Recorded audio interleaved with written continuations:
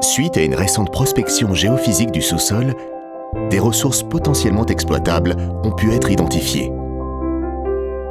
Une exploration du sous-sol plus poussée par le biais d'un forage est maintenant nécessaire afin de confirmer l'existence d'un gisement d'hydrocarbures. Une fois les autorisations obtenues, Lundin, entouré d'entreprises spécialisées, peut alors débuter l'étape déterminante du forage.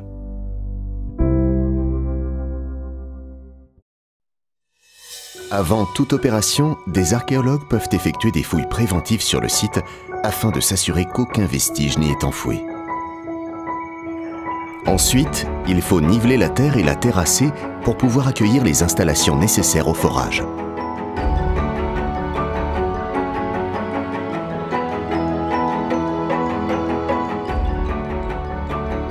Autour de l'appareil de forage, dont le mât culmine à près de 40 mètres de haut, plus communément appelé derrick, s'articulent tous les équipements obligatoires au bon déroulement des opérations. Les moteurs, la zone d'envoi, de réception et de recyclage des fluides, et les différents bâtiments administratifs, techniques et de stockage. L'ensemble est situé sur un site fermé et sécurisé où se relaient scientifiques, opérateurs et techniciens 24 heures sur 24 et 7 jours sur 7 afin d'assurer le fonctionnement des appareils en continu.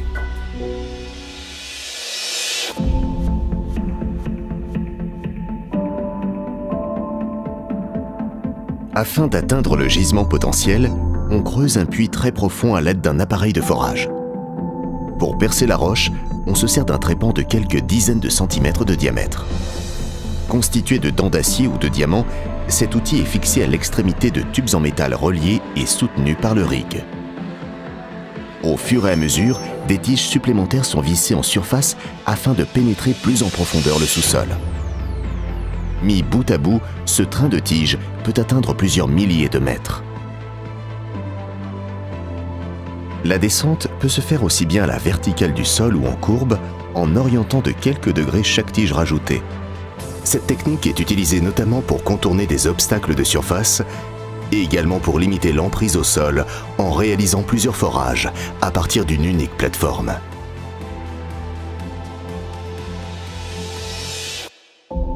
Au fur et à mesure du forage, afin de préserver les différentes couches géologiques et les nappes phréatiques traversées, plusieurs tubages de différents diamètres sont descendus et cimentés.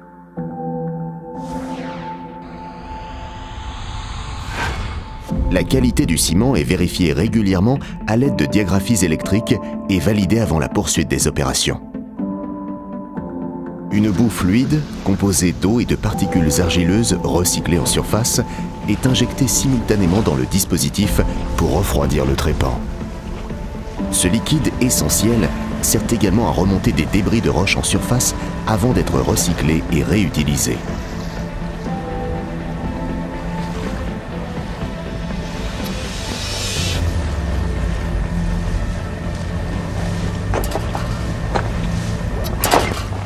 Caroline, géologue, analyse dans son laboratoire les différents fragments remontés par la boue ainsi que de nombreux paramètres provenant du forage. Ces études sont primordiales puisque ce sont elles qui déterminent la présence imminente du gisement recherché. Une fois le puits foré à la profondeur souhaitée, un échantillon de roche de plusieurs dizaines de mètres de longueur est prélevé et analysé pour déterminer la présence de pétrole. C'est ce qu'on appelle le carottage.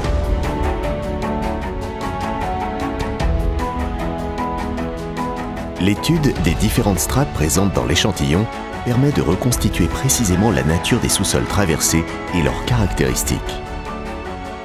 L'ensemble des données acquises servent à la connaissance scientifique des sous-sols français et entrent dans le domaine public. Si les tests ne sont pas concluants, les équipes de Lundin procèdent à une remise en état du site suivant un programme approuvé par l'administration. En revanche, si les analyses des échantillons prélevés dans le puits sont positives et révèlent des ressources potentielles en pétrole, le puits fera alors l'objet de tests de production afin d'évaluer le potentiel exact.